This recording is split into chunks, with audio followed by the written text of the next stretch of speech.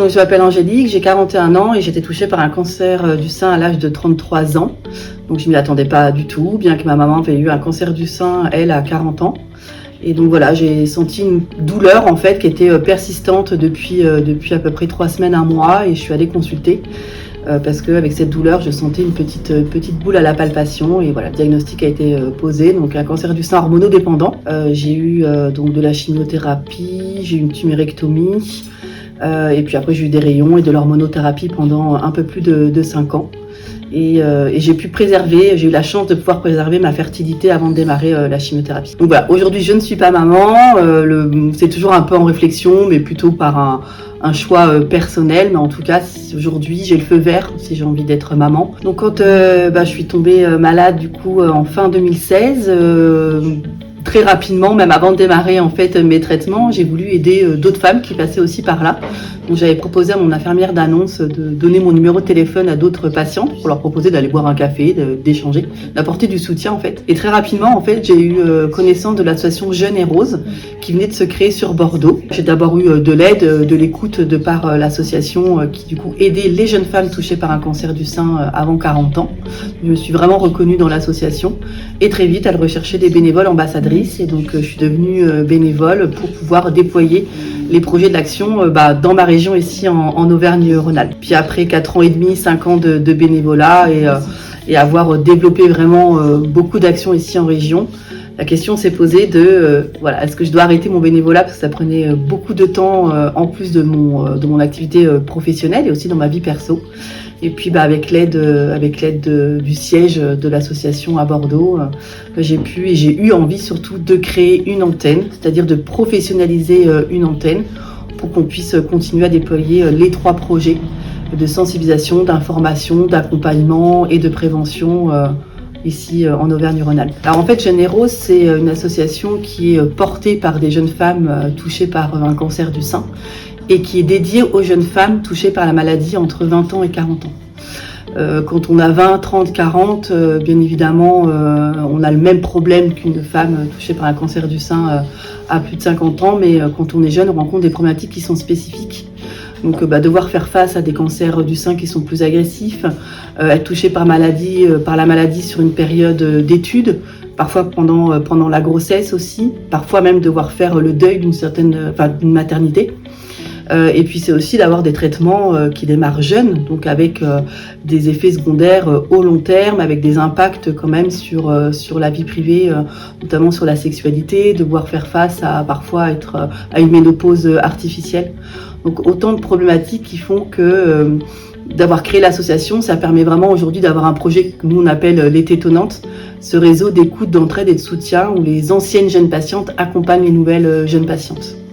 Et puis on a d'autres projets aussi qui s'appellent notamment un projet qui s'appelle Alerte Rose. On va informer, sensibiliser les professionnels de santé, surtout les étudiants en santé, à ces différentes problématiques et surtout pour aussi sensibiliser au retard de diagnostic qu'on observe encore trop aujourd'hui chez la jeune femme. Et enfin notre 3e projet qui est le Télététon, qui est notre projet d'éducation et de prévention à la santé pour pouvoir sensibiliser au cancer du sein auprès des jeunes, auprès du public vulnérable, avec le principe de la transmission, de l'humour, des ateliers ludopédagogiques pour qu'on puisse permettre à toutes les personnes de connaître l'importance des gestes de l'auto-examen mammaire, les différents symptômes que peut prendre un cancer du sein et permettre à un grand nombre de personnes d'être vraiment acteurs de sa santé. Comme on dit en fait quand on va dans les lycées par exemple, puisqu'on fait beaucoup d'actions de prévention dans les lycées, on leur explique que bien évidemment un cancer du sein avant 20 ans c'est extrêmement rare. Peut arriver, mais c'est extrêmement rare. Par contre, c'est dès maintenant, dès leur jeune âge, qu'il faut qu'ils aient les clés en fait pour pouvoir prendre soin de leur santé, pour pouvoir aussi être à l'aise avec leur corps, pour pouvoir aussi désexualiser la poitrine, pour libérer un peu la parole aussi autour du rapport au corps, autour du cancer aussi.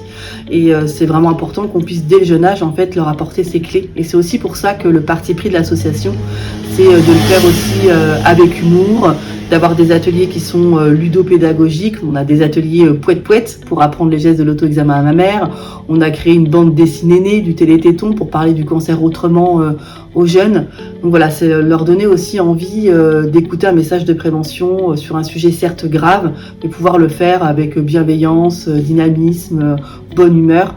Il faut savoir que nos actions de prévention chez Jeune et Rose sont menées par des jeunes patientes. Alors il y a le siège de l'association Jeune et Rose qui est basé à Bordeaux en Nouvelle-Aquitaine avec une équipe de 5-6 salariés et une grande équipe de bénévoles ambassadrices. Il y a une antenne qui est professionnalisée donc en Auvergne-Rhône-Alpes ici où on est 2 salariés, donc 2 jeunes patientes et une jeune en contrat d'apprentissage aussi. Et puis il y a une antenne qui est en train de se professionnaliser aussi en Pays de la Loire. Et sinon, en tout, on est 80 ambassadrices bénévoles qui relaient les projets sur 12 régions en France. J'ai toujours un peu du mal à répondre à cette question, pourquoi j'ai voulu m'engager, parce qu'en fait, naturellement, j'ai eu envie, certainement besoin aussi, parce que je pense que quand on souhaite aider les autres, ça nous aide aussi, même si on s'en rend pas compte, mais inconsciemment, ça nous aide aussi. J'ai eu aussi envie d'apporter à d'autres jeunes patientes, parce que Jeune et Rose m'avait apporté au début de mon parcours de soins. Et surtout, aujourd'hui, je me verrais pas travailler ailleurs qu'au sein de Jeune et Rose, c'est-à-dire être sur un métier qui fait sens, où on peut à la fois aider les jeunes patientes qui traversent ce que nous on a traversé, de pouvoir faire de la prévention, parce que je crois qu'aujourd'hui on est surtout en France sur beaucoup de curatifs et c'est très bien, on sait bien le faire, mais il manque beaucoup de prévention. Donc voilà, c'est un peu pour toutes ces raisons que j'ai voulu m'engager et je ne me verrais pas travailler ailleurs aujourd'hui. Au sein de notre projet Les Tétonnantes, vraiment, il faut savoir que ce projet il est vraiment ouvert à toutes les jeunes femmes qui sont touchées par un cancer avant 40 ans. Que la jeune femme ait un cancer du sein, un cancer de l'utérus, un cancer du poumon, un mélanome, bien évidemment qu'elle est bienvenue chez Jeune et Rose. Elle va pouvoir retrouver la même écoute, le même soutien. La problématique reste la même, qu'on ait un cancer du poumon ou un cancer du sein à un jeune âge, c'est l'avoir aussi à un âge où on est pendant sa période d'études, où on a des enfants en bas âge, on va être face à une problématique de garde d'enfants, ça va être exactement la même chose. Donc oui, Jeune et Rose, c'est principalement forcément des jeunes femmes qui ont un cancer du sein, parce que c'est le cancer qui touche beaucoup de femmes aujourd'hui, mais toutes les femmes sont les bienvenues au sein de Jeune et Rose.